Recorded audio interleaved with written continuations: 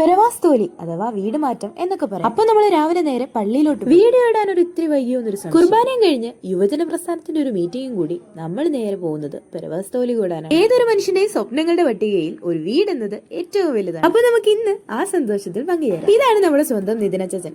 തന്റേതായ ഒരു വീട് ഒരു ഇത്തിരി ജാടയുണ്ടെന്ന് കൂട്ടിക്കോ, അതിലുപരി സന്തോഷമായാലോ. ഇനി കുറച്ച് ചില്ലറ കാഴ്ചകളിലേക്ക്. ഏതൊരു വേറെ മാറ്റത്തിനും സ്ത്രീജനങ്ങൾ അടുക്കളയിൽ കാണും. അടുക്കളയ്ക്കാണല്ലോ ഭംഗി കൂടുതലായി കാണേണ്ടത്. ഇനി കുറച്ച് പിന്നാമ്പുറ കാഴ്ചകളിൽ തങ്ങൾക്കായി ഒരുക്കിയ വിരുന്ന് ആസ്വദിക്കുന്നവർ. അപ്പോഴും അന്തർജനങ്ങൾ അടുക്കളയിൽ തന്നെ. ഇനി എന്നെ പോലെ ചിലർ രണ്ടാം നിലയിലെ ബാൽക്കണി തപ്പിയറ. ഒന്നും ഉണ്ടായിട്ടല്ല, ആരും ഇല്ലാത്തൊരു മൂലയ്ക്ക് മാറി നിൽക്കും, അത്രേ ഉള്ളൂ. വീട് അതൊരു സ്വപ്നമല്ല, സ്വപ്ന സാക്ഷാത്കാരമാണ്. അങ്ങനെ നമ്മളും ആ സന്തോഷത്തിൽ വിരുന്നുകൂടി പായസം കൂട്ടി പങ്കാളികളായി. ഊണ് കഴിച്ചു കഴിഞ്ഞാൽ കെങ്കേമമായി ഒന്ന് കൂടണം. കുറെ നാളുകൾ കൂടി ഇരുന്ന് കണ്ട ആ ബാലവൃദ്ധ ജനങ്ങൾ. ഇതിനിടയ്ക്കും വീട്ടുകാരെ സ്വീകരിക്കാൻ ഗൃഹസ്ഥയും ഓട്ടത്തിലാണ്. എപ്പോഴോ ഏതോ പരിപാടിക്ക് കൂടി മറന്നവർ വീണ്ടും കണ്ടുമുട്ടിയിരിക്കും. അത്ര ദിവസത്തെ ഏറെ പറയാനുണ്ട്.